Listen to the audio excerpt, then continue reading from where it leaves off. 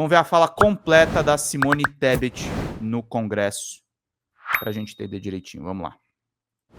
Como é que está esse entendimento do Executivo Supremo? Porque, veja bem, o ministro Dias Toffoli agora acabou de... O presidente Lula definiu e determinou que se devolvesse o dinheiro dos aposentados, dinheiro não, o roubo que foi feito dos aposentados, e vem o Dias Toffoli agora e diz que é para devolver com dinheiro do orçamento e fora do arcabouço fiscal. Como é que funciona isso, essa questão do fora do arcabouço? Né? Como é que vocês tratam isso? Porque, de fato, fica muito ruim. Eu acho que o nosso contribuinte, né, fica assim desesperado. Cara, os caras roubam e aí devolvem o dinheiro do orçamento e ainda mais fora do arcabouço fiscal. Mesmo não tendo condições de pagar, não tem recurso para isso, mas o Supremo manda fazer. E tem feito, além desse, outras determinações aí de reembolso muito ruim. Vossa Excelência foi muito preciso e a pergunta é importante em relação a não definitiva ainda, a um posicionamento do ministro Toffoli, que tem que ainda ir para o plenário do Supremo Tribunal Federal, então não dá para me delongar muito na resposta, mas a grande dúvida que nós tínhamos nós tínhamos certeza que era um fato imprevisto. Para gerar um crédito extraordinário, não basta você ter a imprevisibilidade, então você tem dois pressupostos, a gente tinha que ter certeza se esses pressupostos seriam claros para efeito de criar crédito extraordinário. Mas o ministro Toffoli ainda não decidiu em relação a estar fora do arcabouço, em relação à meta fiscal. Isso não está decidido ainda. Por que crédito extraordinário? Vai gerar dívida de qualquer forma, mas por que crédito extraordinário? Do contrário, eu teria que cortar as despesas desse ano, seja a nossa, do Executivo, seja do Judiciário, seja as emendas, enfim, na linearidade. Então, como é um fato imprevisível, ninguém previa, não sabemos ainda se são 4 bi, 5 bi, nós não sabemos quanto será esse ano, ou menos que isso, houve uma decisão ainda que não é definitiva do Supremo, que poderia ser emitido um crédito extraordinário, alguém que pode me comentar se tiver alguma decisão nas últimas 48 horas que eu não esteja sabendo, mas não houve ainda a decisão em relação ao arcabouço, em relação à meta, tá? Se vai ficar fora ou dentro da meta fiscal. Então, acho que é muito importante, quero parabenizá-la também, porque voltou a ter planejamento. Outras épocas nem planejamento a gente tinha no nosso país, então é importante esse registro. Segundo registro que eu gostaria de fazer é esse apontamento que apresentas na sua exposição e no que o governo está apresentando, do crescimento da economia. Afinal de contas, se a economia não vai bem, não tem absolutamente nada que possa ir bem. E nós, diferente de todas as análises que focos, boletins, banqueiros, enfim, vários economistas que sempre têm mais voz nos grandes veículos de comunicação, falavam que nós íamos crescer menos de 1%. Nós estamos no terceiro ano já crescendo mais, quase 3%, e agora uma perspectiva próxima a 3%, 2,5%. Então, acho que isso é uma coisa muito importante que a gente deve registrar, porque, senão, Randolph, nossa economia, e com geração de emprego, inclusive, emprego em área industrial, o que é outra questão importante, que emprego mais qualificado, inclusive, para o nosso país. E o terceiro aspecto é sobre o salário mínimo. Eu sei se vocês lembram, mas antes do Lula assumir, era menos de $80 o salário mínimo. A luta nossa era para chegar a $100. Barreirinha, $100, hoje um salário mínimo seria, então, 550. Será que isso é verdade? Sim, o salário era $100. Não chegava a $100. O Lula subiu com $78. Ou seja, não chegava, mas R$500. Nós estamos a 1.518 e queremos chegar agora a 1.630. Isso se deve ao reajuste acima da inflação, que é a política do Lula, que infelizmente só foi interrompida no período, né, que o Temer e o Bolsonaro estavam no país. Então, o trabalhador receber um salário bom significa a economia está ativa. E a economia está ativa na loja, no comércio, na padaria, o povão comprando. Isso faz a economia crescer. Então, acho que esse registro também gostaria de fazer. Terceiro aspecto importante. Quando você fala em gastos, isso, ministro, acho que nós temos que aprofundar. Quando a gente fala em gasto, a gente não fala numa movimentação forte para a taxa Selic cair. Não foi falado ainda aqui. A taxa Selic está muito alta. Isso é gasto público, é investimento que não pode ser feito, isso é subsídio que o governo tem que gastar para apoiar empresas e buscar os safras. Então, esse é o grande tema. A taxa Selic precisa cair. A segunda questão importante. Nós temos muitas isenções fiscais. E aí, bom, são 600, tem momentos que se diz 800 bilhões por ano. Se nós formos tirar as mais as necessárias, para ver as que não geram emprego, que são benefícios que eram para ser momentâneos, que se eternizaram na economia do Brasil, nos grandes setores que não geram os empregos prometidos, enfim, que têm vantagens, não repassam recursos que a sociedade paga no imposto, se apropriam dele, nós poderíamos ter um aspecto linear, até que a gente possa ter um equilíbrio, mas ao menos 10%, uma redução de 10% das isenções. Se são 600 bi, daria 60 bi. A senhora falou 20 bi. Foi bem ponderada nesse sentido. Eu acredito que a gente deveria fazer esse debate. Por que não cortar linearmente 10 e ter 60 bi a mais para programas sociais? Outra questão, por que a gente não fala da Lei Candir? Estava conversando com o deputado Marcon aqui. Lei Candir, nós estamos exportando sem industrializar aqui, sem agregar renda aqui. Precisamos fazer esse debate. Porque é muito fácil fazer o debate no BPC, é muito fácil fazer o debate no salário, daí o salário fica congelado para baixo, ainda querem desvincular do aposentado. Atenção, aposentados! Vocês podem receber menos que o salário mínimo. É isso que a gente tem que dizer. Desvincular o salário da aposentadoria, dizer trabalhador, o salário vai ficar congelado e o teu salário de aposentado vai ser menor que o congelado. É isso. Bom, temos que desvincular os mínimos constitucionais da educação e da saúde. Sim, para não ter SUS para o povo? Para não ter educação, pé de meia para a educação? Então, eu quero provocar, ministra, esse debate. Vamos pegar exatamente onde tem dinheiro. Isso é fazer justiça. E aí sim, o andar de cima, vou ficar no meu tempo, não quero passar para respeitar o tempo, Efraim, mas dizer assim, a isenção até 5 mil é para o povão, 25 milhões ou 20 milhões de brasileiros, e 140 mil pagar um pouquinho mais, que não vai fazer falta. E é os que têm mais, e pagar um índice, talvez não estejam pagando. Então, justiça tributária. Então, o Brasil precisa continuar crescendo, salário tem que ser pujante, e cortar onde que atinge os maiores e os menores, a gente ter política. E se tem um erro, equívoco em algum lugar, façam não a revisão para acabar com o programa, aquilo que o Efraim colocou, mas aquilo que está errado. Então, se alguém recebe indevidamente, ele não deve receber, mas não cortar o programa. Acho que esse é o debate que nós precisamos fazer.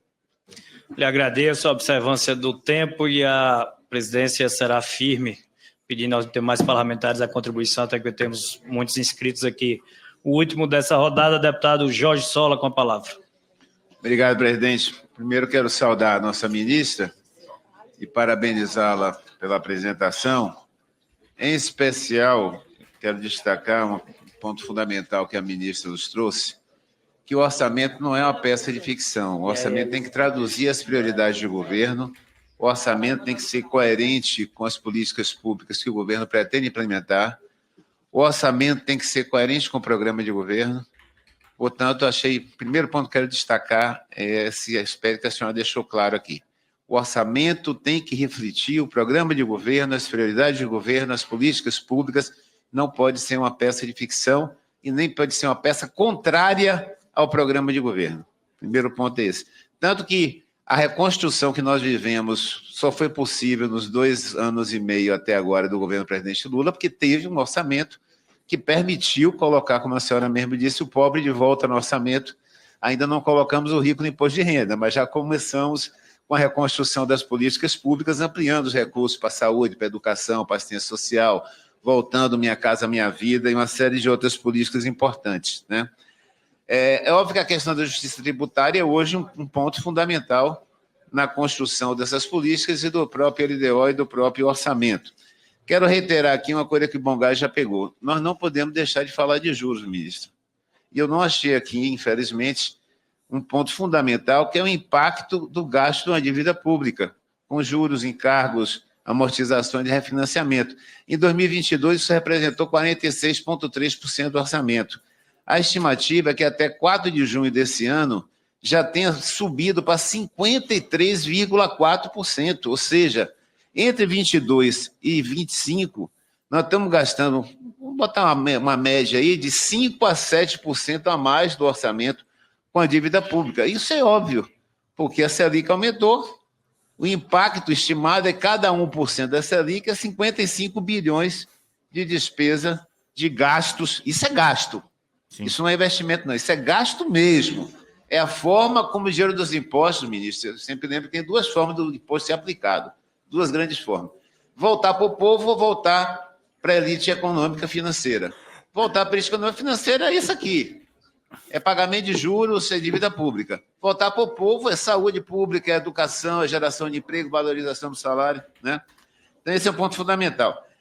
Aí vem a tentativa de cortes, o Moraes também comentou aí, o risco e o discurso tem que cortar o BPC, tem que cortar a aposentadoria. Ministra, eu me lembro muito bem, eu sou profissional da saúde, trabalho há 40 anos de saúde pública. Eu me lembro o tempo em que o velho, o idoso, vamos chamar assim, no nosso país, era um estorvo na população mais pobre, porque ele só dava despesa e não gerava renda. Com o BPC, o idoso, o deficiente, deixou de ser prejuízo, estorvo, problema para a família mais pobre e passou a ser, muitas vezes, a principal gerador de renda da família. Então, um programa como esse é um investimento social gigantesco. Nós estamos falando da população mais pobre que não tem nem direito de se aposentar quando chega na idade. Nem isso, até isso foi tirado dele, foi expropriado dele o direito à aposentadoria. Então, esse é o ponto que eu queria também destacar. E algumas coisas que eu não entendi muito bem, ministra, me permita aproveitar. Massa salarial nominal está caindo. A gente falou tanto de valorização do salário, geração de emprego, crescimento econômico. Me permita o meu desconhecimento, talvez, desses meandros, detalhes da economia. Como é que a gente aumenta o crescimento econômico, aumenta o PIB, aumenta a geração de emprego, aumenta o salário mínimo, e a projeção é que a massa salarial nominal reduza de 10,3% para 6,08%. Eu gostaria de ter essa explicação. A outra questão é a projeção do imposto de renda e do IOF. O que é que está proposto aqui? É como a senhora falou, o 0,01% passar a pagar imposto, está projetado aqui, ou isso não está previsto na projeção da receita do imposto de renda? Por que está projetado a redução do CID dos combustíveis de 4,3 bi para 4 no período em questão? Nas despesas, eu queria também questionar por que a despesa primária está projetada uma redução em termos de percentual do PIB de 18,9% para 16,9%. Por que a despesa pessoal e encargos sociais está projetada uma redução de 3,3% do PIB Obrigado, para 3%? Malu. Bom dia. Onde é que nós vamos cortar de pessoal, ministro? Vai reduzir aonde? Esse é um aspecto também que eu não consegui ainda ter o detalhamento, talvez, dessa explicação. Em relação ao deputado Bungás, que foi meu parceiro, querido parceiro e amigo que eu acabei conquistando, acredito que tenha conquistado, porque Vossa Excelência me conquistou pela gentileza no trato, pela forma como, com muito equilíbrio, trata as questões a serem debatidas, né, e que nos acompanhou no PPA. Obrigada pela lembrança de que o PPA conseguiu impor também certas regras para nós, ministros, que a gente tinha lá indicadores e metas para cumprir, e a gente está com números extremamente positivos em relação ao cumprimento dessas metas e indicadores previstos no PPA. Vossa Excelência tem razão que, em relação ao salário mínimo, eu quero repetir aqui o que eu disse, eu pedi para checar, deputado Jorge. Falei, chequem, porque eu não posso chegar lá na comissão e falar.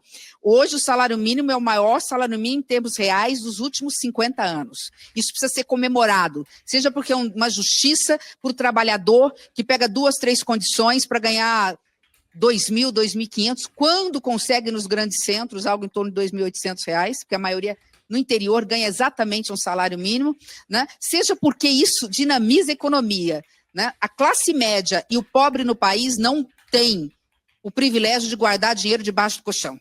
Ele gasta com o filho, com o marido, ou com a esposa, coloca comida, quando ele não tem que ter a infelicidade de escolher entre pagar a luz ou colocar comida na mesa. Então, sobre essa ótica, Vossa Excelência tem razão, de que uma das grandes conquistas, e espero que seja para o próximo presidente, ou um Lula 4, ou um próximo presidente da República, que a valorização do salário mínimo continue. Nós tivemos que fazer uma calibragem, o Congresso aprovou uma calibragem, porque o impacto estava muito grande, mas mesmo assim, isso significa, e é importante dizer, que embora esteja pesando no bolso do trabalhador brasileiro, o preço do café, o preço da carne, o preço da cesta básica, e agora está caindo, também é verdade que o preço do alimento cresceu abaixo do preço, do aumento do salário mínimo. Então é importante, e esse salário mínimo ele é perene, enquanto o preço dos alimentos, eu como alguém do agronegócio sei disso, né, ele é sazonal, no caso do café é uma fatalidade, porque aqui em Vietnã,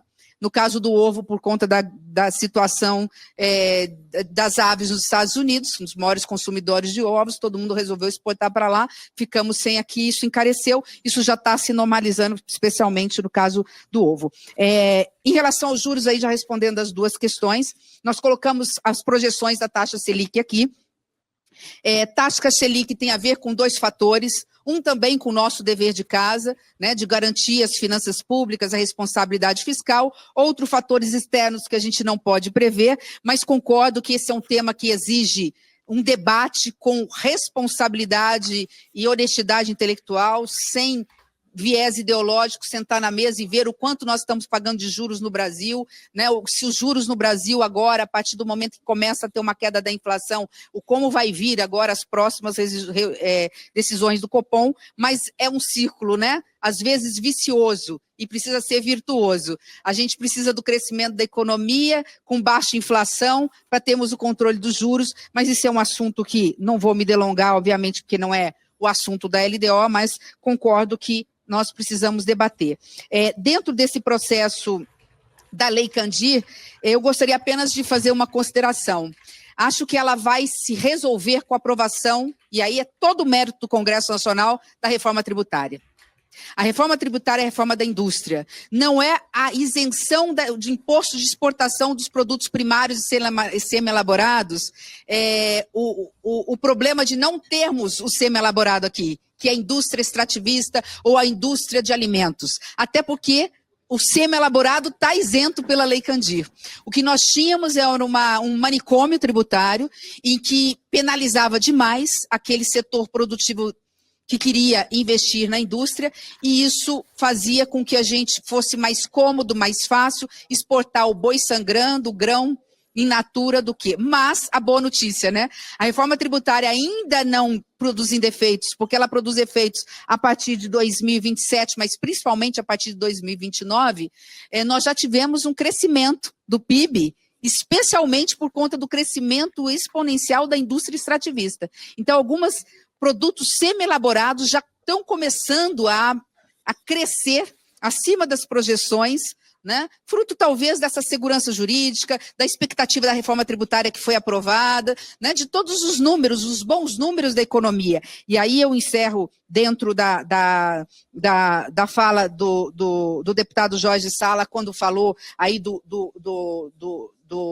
rico no imposto de renda. A gente reclama muito dos políticos, né? E o povo reclama, fala assim, promete e não cumpre. Ninguém foi enganado. O presidente Lula foi categórico. Eu me lembro que eu falava da isenção de imposto de renda na minha campanha de R$3 mil, e o presidente Lula falava de R$5 mil. Então, o processo eleitoral vitorioso, e democracia é isso, já falava desde lá que ele ia isentar a população que ganha até R$5 mil. E sei que é a vontade da maioria absoluta dessa casa, agora é a forma de fazer. Eu sei disso, as enquetes mostram, né? Independente do espectro ideológico ou partidário, todos nós sabemos que é justo, né? Se é que a gente pode chamar de classe média, quem ganha até R$5 mil, garantir isenção. Nós agora temos que achar o como. Então, não houve estelionato eleitoral e a gente não pode imputar ao presidente jamais essa pecha, porque tudo que ele colocou na cartilha do programa, ele tem cobrado de mim enquanto ministra, cobrado da equipe econômica e de seus ministros. Então, concordo com Vossa Excelência nesse sentido. E aí eu finalizo dizendo o seguinte, eu me coloco à disposição de Vossa Excelência. Vossa Excelência fez uma série de perguntas, por que isso, por que aquilo. Eu posso começar com o outro, mas para não monopolizar e depois... porque Barreirinhas seria muito técnico, mas eu coloco Barreirinhas à disposição de Vossa Excelência, mas assim, isso muito tem a ver com a perspectiva conservadora, que eu falei lá atrás, que a equipe econômica colocou pelo lado da receita e pelo lado do crescimento do Brasil. Então, a massa salarial, ela não está crescendo, deixando de crescer, ela só está crescendo menos, estimativa apenas, porque as estimativas que nós colocamos na LDO conservadoras de crescimento do Brasil, de crescimento de receita. Obrigado, Marcelão. E nós sabemos que ela não vai ser assim. Ela vai ser maior e, consequentemente, né? Inflação, e tem o fator inflação também. Então, aí serve para a questão de todos os outros pontos. De novo, é estimativa. Se Vossa Excelência quiser, eu passo a palavra, obviamente, para Barreirinhas, para os outros itens, mas nos colocamos à disposição logo que acabar também, mas tem a ver com isso. Né? Esse cuidado eu tenho que ter, porque é o cuidado que o presidente nos pede de manhã, de tarde e de noite, em relação ao salário do trabalhador, a massa salarial, mas, de novo, né, falando pela 10ª vez aqui, com muito orgulho. É a maior massa salarial, maior crescimento, maior salário mínimo, em termos reais, nos últimos 50 anos, e nós devemos também a votação dos parlamentares que votaram nesse sentido. Eu acho que perguntaram sobre, falaram sobre juros, né? Não está detalhado, mas nós temos, sim, um programa anual de financiamento da dívida pública, e ele é público, podemos passar depois, eu não sei onde que se encontra em site, mas existe em relação à questão dos juros. Não é esse estudo que todo mundo debate, mas a gente tem, sim, no portal da transparência. Essa fala da Simone Tebet é preciosa, né, gente? Porque é basicamente a defesa de uma justiça aqui. Caramba, gente, 500 pessoas aqui nos assistindo, que coisa maluca, né? Hoje a gente tá de casa cheia, tá do jeito que eu gosto, assim. Muita gente aqui nos assistindo. Bom dia a todos aí, querido Marcelo Forte. Bota pra torar, Tebet. Simone Tebet me representa. Será que é a militância simonística aqui nos acompanhando? Obrigado, Malu. Mandem superchats, mandem contribuições. É importante, eu acho que a reforma tributária provavelmente foi o maior gol do ministro Fernando Haddad nessa atual gestão, né, gente? Fala, pessoal da Folha Democrata, que é Pedro Zambarda, editor do canal, falar um pouquinho a respeito da necessidade de vocês financiarem a Folha Democrata, gente. A Folha Democrata é financiada através de um Pix chamado Folha Democrata, é o endereço do Pix, né? folhademocrata@gmail.com. Nós precisamos do nosso jornalismo financiado por vocês que são do nosso público, porque nós passamos vários perrengues aqui com o YouTube, vocês sabem muito bem. E mesmo assim, graças a essa comunidade muito unida, a gente conseguiu fazer lives históricas, acompanhar praticamente ao vivo a campanha do Guilherme Boulos, trazer informações exclusivas a respeito de Gustavo Gayer, de Olavo de Carvalho, de todos os bolsonaristas, combater as fake news e tudo o que a gente acompanha. Por R$80 no nosso Pix você ganha um curso de roteiro para série, o que é muito importante se você é artista, roteirista, se você lida com essas práticas da economia criativa. Outra forma de você colaborar também é se tornando membro aqui do nosso canal. Isso é muito importante para você fazer as suas atividades por aqui, porque você tem acesso a vídeos exclusivos e nós temos um curso de jornalismo básico para você poder acompanhar a partir de R$5, que é ministrado por mim. A gente tem aí quase uma dezena de aulas e muito conteúdo para você poder acompanhar. Meus caros, minhas caras, financiem o jornalismo independente, financiem o jornalismo que se posiciona à esquerda, financiem o jornalismo na internet, que traz informações confiáveis, checadas, que cruza informações e que trata você, que é o nosso público, de uma maneira muito séria. Vida longa e próspera, gente. Cuidem dos seus. Até mais. Tchau, tchau.